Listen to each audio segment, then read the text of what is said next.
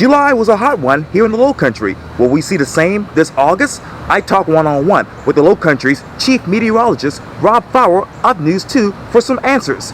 And be sure to subscribe to my YouTube channel and like Quentin's Close-Ups on Facebook. The Wizard of Weather, Rob Fowler. Welcome back to Quentin's Close-Ups. Hey, Quentin, great to have be a part of your program again, and welcome to our temporary studio. We're building a new set. You'll be able to see live here pretty soon, but this is our old conference room that you can see we turned into a studio. So I thought a little behind the curtains scene set up for you today. Oh, that's amazing. And obviously you all have been building that for a couple of weeks now, and we're heading into August, but we just obviously finished July. Let me ask you, what stands out to you when it comes to July weather here in Charleston? You know, it really wasn't the temperature. I think we all thought July was pretty hot, and it was, but it was actually just a little bit below average, and we only hit 95 degrees 2 times on the 7th and yesterday on the 31st. I think what sticks out to me the most is we had 19 days of measurable precipitation that added up, Quentin, to about 9.5 inches of rain. We were running 2.5 inches above normal. So even though it's been relatively dry here the last few days, last week or so, we know we crammed a lot of rain into those 31 days, especially going back to a couple of weekends when it didn't look like the rain was even going to stop at all. Right. And even with that rain in July, Rob, did we really, and I know this is a redundant question, but did we really have any extreme hot days here? We really didn't. 95 2 times is not bad.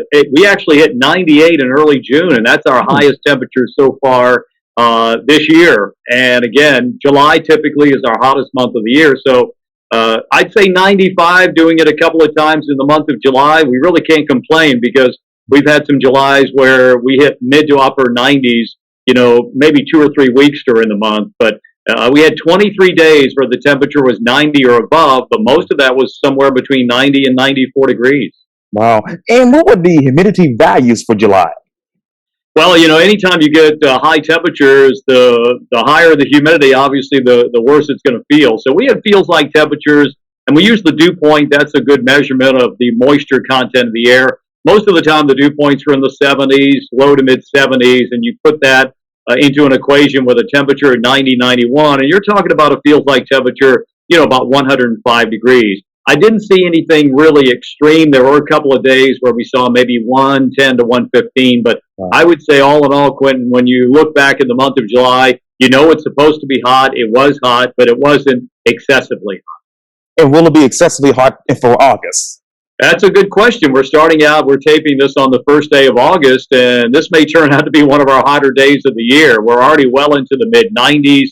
We could get the upper 90s by the time this is all said and done, but August already, the next 8 to 10 days expected to be above normal. So we do see the averages coming down. So August is our second hottest month of the year on average. So we do expect, especially the first couple of weeks, some pretty hot temperatures. And speaking of above normal, Rob, NOAA, as you know, is forecasting an above normal hurricane season in the Atlantic with about 21 named storms this year. 10 storms can actually become hurricanes, the agency says, and 3 to 6 storms may reach category 3 to 4 or 5. Question, NOAA implies there is an average number of hurricanes and tropical storms. If the number of events have been actually above normal for the past 7 straight years, wouldn't that raise the average number? Well, it does. The averages have come up. They've recalculated. It used to be 12 named storms, 6 hurricanes, and 2 major hurricanes, and now it's 14, 7, and 3, so 2 to 3. So we have seen those numbers increase because it has been active here really the last few years or so. And I know we're moving into the month of August, and so far we've only had 3 named storms, and Holland actually happened early July, so it's been about a month since we've seen a named storm. Danielle is waiting in the wings, but we can't really get too complacent. We can't take what happened in June and July and say, well, it's probably going to be a quiet season because nothing's happened. Typically, August and September, those are the months that you get most activity. So now we're really going to ramp things up. So when we're climbing the mountain, Quentin, we're going at a pretty steep climb here after being, obviously very quiet in June and July. And Rob, how many consecutive years does it take for most of these storms to be considered the new normal? That's a really good question. I mean, we take climatological data every 10 years, every 30 years. So when you start averaging all those numbers together, you may see those numbers come up, you may see them come down. But really, when it comes to hurricane season, we just take it year by year, day by day, because you can't really say, well, last year we had 20 storms, this year we're going to have 21, or that might be the norm, because we just don't know. What we do know is if you look back in the records, you'll see it's more decadal. So you can have 3 decades of real active tropical activity and some decades where it's not as active. So it's a very cyclical kind of thing. Yes, and let me ask you, the number of major hurricanes over the Atlantic Ocean has risen by how much? Well, they keep going up, and I think a lot of it, Quentin, has to do with the technology. There probably were a lot of major hurricanes out in the ocean, and even Category 4 and 5 in previous years, but we didn't have the kind of technology we have today. We didn't have the satellites that have this fantastic resolution. We've only been flying airplanes into hurricanes for, in the whole scheme of things, a relatively short amount of time.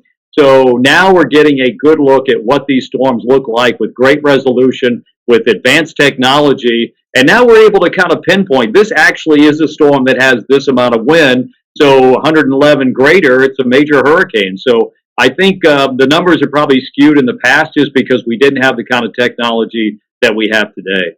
And speaking of now, Rob, how should we get prepared if, God forbid, a hurricane or a tropical storm were to come here? Thank you for asking that question, because that's so very important, because it's not a matter of if, it's a matter of when, Quentin. I know we say that quite often, but just because we had Hurricane Hugo, coming up on 33 years ago, it doesn't really matter. Every year is different. Every year you have the same odds of getting hit as you did the previous year. So be prepared. I know that's a cliche we use quite often, but it really comes into play. And that means, make sure you've got a kit. Make sure you know where you're going to go if we do have a major hurricane. Make sure all your papers, your insurance, all those things are in a safe place, maybe in a bag that you can just take with you, because we don't want them to get damaged if there is a flood situation. So this is the time to get prepared. We do that here at the TV station. We've got all of our stuff ready to go, because we know when we get in the heat of battle, you're not going to have time to really think. You've got to basically react. Exactly right. And speaking of now, Rob, what will the next 10 days be like here in the Low Country? I think it's going to be hot. I think we're going to see a trending down in the temperatures by later this week. When I say trending down, as opposed to, let's say, 95, we're going to be more like 90. So we're not losing that much in terms of the temperature. But it looks like the better chance of rain will come in by the middle of the week. And even though we had a lot of rain in July and we were kind of all saying, okay, enough is enough, it doesn't take long with this kind of heat to evaporate a lot of moisture that we built up in the month of July. So we're starting to get a little bit dry again. No drought. That was kind of knocked out with the rain we had in July. But like I said, it doesn't take long to be dry for a few days in this kind of heat to really dry things up pretty quickly. Wow. The Wizard of Weather, Rob Fowler of News 2, thank you for your time. And again, welcome back to Quentin's Close-Ups. Always a pleasure, my friend. Keep doing what you're doing. Oh, thank you. I definitely will.